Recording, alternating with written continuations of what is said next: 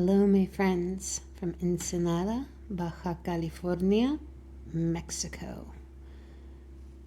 It's a lovely city, a port town, in fact, with an interesting island out protecting the whole bay. It's of a particular shape. To me, well, what does it look like to you? To me, it looks like a dragon. One of my favorite ways to get to know a new area is to learn a little bit about their legends and stories. I found a very interesting one about Isla Todos Santos. In the foreground, that little moving thing you can see, that's a fisherman's boat. So, as the sun sets over Ensenada, I wanted to read you one of the legends. And since I know some of my best friends are learning Spanish and like our stories in both Spanish and English, I'm going to read to you the story from Ensenada.net. And I'm going to read it in Spanish first, which will take about 5, maybe 7 minutes. And then when you're done brushing your teeth and getting ready for bed and are settled in, I'll do my best to translate it into English. I'm not going to be perfect at it, but I'm definitely going to try. And so here you have the story of Chipaywixal Xay, el dragón dormido de Todos Santos. Its name, that first one I said, Chipaywixal Xay. I'm definitely pronouncing that wrong, and that's probably for the best, because as you'll learn from this story, a name has great power, and only those who protect the area would know how to say it right. This was published in 2016 by Manuel Sanchez. Okay. El dragón dormido de Todos Santos. Frente al puerto de Ensenada se enriaza una isla que protege a los que habitan la bahía. Es fácil de ver y tal vez por eso pasa desapercibida. Nadie recuerda su origen, aunque todos sabemos un poco de su historia. De alguna manera, si escarbamos en nuestra memoria, empieza a brotar su nombre. Sucedió hacía mucho tiempo. Cuentan que acaban de llegar a estas tierras. Habían viajado desde el norte, desde aquel gran lago.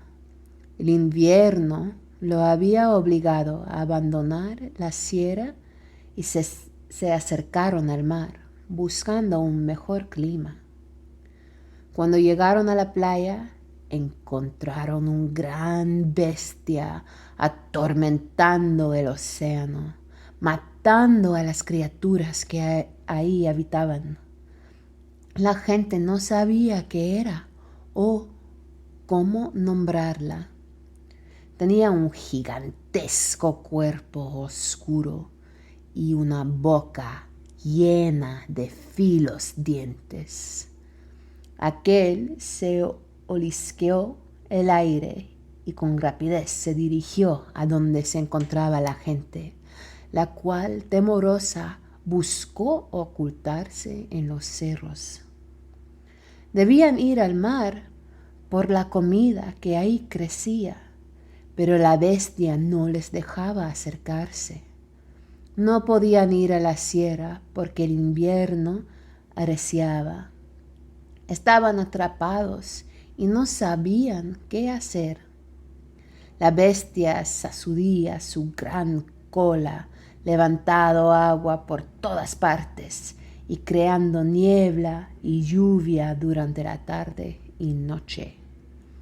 A veces en la mañana descansaba, pero en cuanto alguien se acercaba, volvía a levantarse, mostrando feroces garras.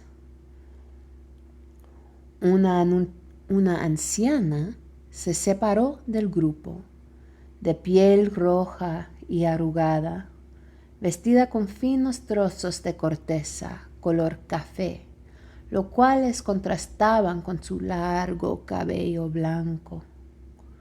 La señora, de pies desnudos, había tomado una decisión. Debía salvar del hambre a su gente.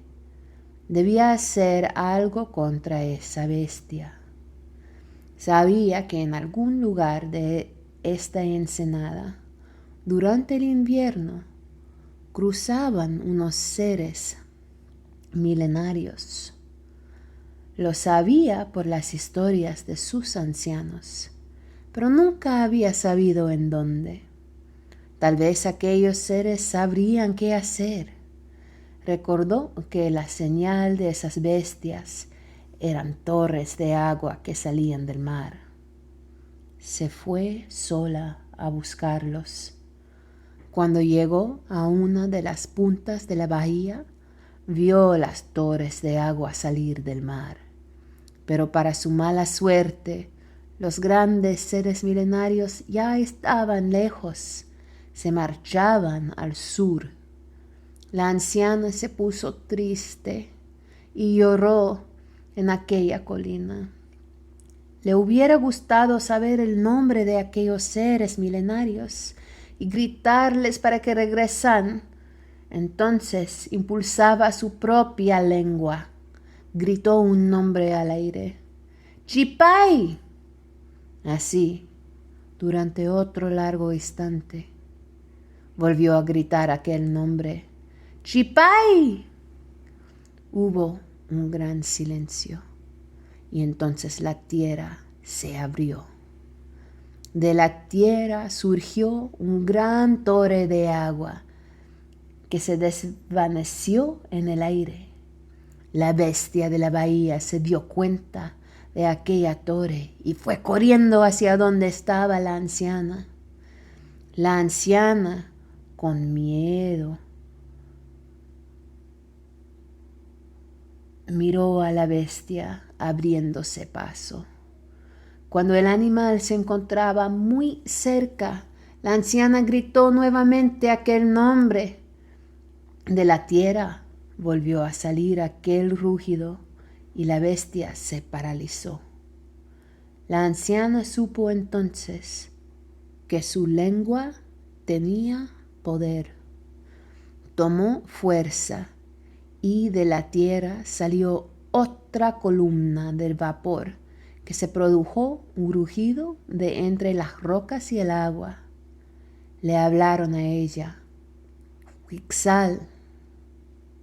Con fuerza renovada, la anciana recordó el nombre de la bestia, y en el nombre estuvo su ser y su vida. May, Chipaywixal Xay. La bestia tuvo que obedecer. Se metió lentamente al mar, y su piel se endureció. Cerró sus ojos y quedó profundamente dormida. El mar se tranquilizó y la gente pudo ir al mar a buscar comida. Así sobrevivieron a ese y los otros inviernos. Y así es como ahora nosotros sobrevivimos. A la anciana nadie la volvió a ver, pero en aquella colina donde se escuchó la lengua antigua, se encuentran muchos cantos rodados.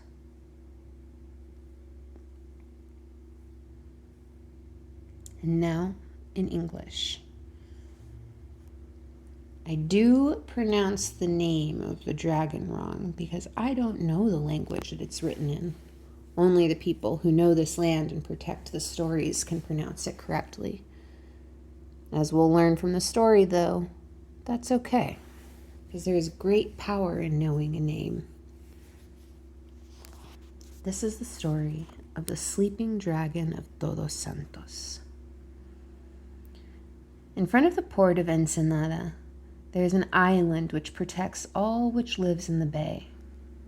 It's easy to see, and perhaps that's why it's overlooked. Nobody remembers its origin, even though everyone knows a little bit of its history. In some way, if we dig deep in our memories, we can dig up its name. It happened a long time ago. They say that humans had only just arrived to these lands. They'd traveled from the north, from a great lake there. The winter had forced them to abandon the mountains, and they came down to the ocean, seeking a better climate. When they reached the beach, they encountered a giant beast tormenting the ocean, killing all of the creatures that lived there. The people didn't know why or what its name was. It had a giant dark body and a mouth full of rows of sharp teeth. It threw around in the sky and quickly a long tail, and it started going to where it could find the people. The humans were afraid and sought to hide themselves in the mountains. But they needed to go to the ocean for the food that grew there. But the beast did not let them get close. They could not go to the mountains in the winter. They were stuck, and they didn't know what to do. The beast caused a ruckus with its huge tail, throwing up. The beast lashed its long tail, throwing up water on all sides and creating clouds and rain during the afternoon and nights. Sometimes in the morning it rested, but as soon as anybody got close, it woke back up, showing its ferocious claws. One old lady separated herself from the group. She had red skin and was dressed in fine bits of leather, the color brown, those which contrasted with her long white hair. The lady with the bare feet had made a decision. She needed to save her people from hunger. She needed to do something against the beast. She knew that in some area of this Ensenada, during the winters, there crossed some beings, some ancient beings. She knew it because of the stories that her ancestors had told her, but she had never known quite where. But she thought perhaps these beings would know what to do. She recalled that the sign of this beast were towers of water that rose out of the sea. She went by herself to find them. When she arrived to one of the points of the bay, she saw the towers of water rising from the sea. But by her bad luck, the giant ancient beings were already far away, on their way south. The old lady became very sad, and she cried. She would have liked to know the name of those ancient beings and called for them to return. And so she trusted her own tongue, calling a name out into the sky, Chipay. And so, during a long instant, after a long wait, she returned to call the name, Chipay. There was a heavy silence, and then the earth opened.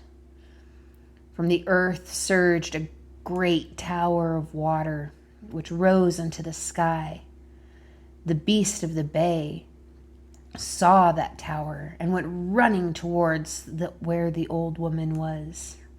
The old woman, with fear, looked at the beast opening its way.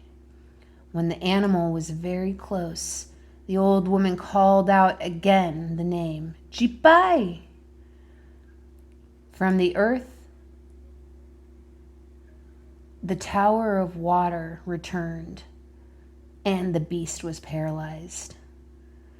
The old woman thus knew that her tongue had power. She took strength, and from the land arose another column of vapor, which produced a loud noise in between the rocks and the water. They spoke to her, Wixal. With a renewed strength, the ancient woman remembered the name of the beast, and in that name was his soul and his life. Mai! Chipaywixal Xay! The beast had to obey. He went slowly into the ocean, and his skin became hard. He closed his eyes and went deeply to sleep. The ocean calmed, and the people could go to the sea to find food. And in this way, these people have survived this and many more winters. And to this day, this is how we survive. No one ever saw the ancient woman again. But in that column is where you can still hear the ancient tongue, and you find many songs going round. That is the story of the dragon who sleeps outside the bay of the town of Ensenada. Good night. Buenas noches.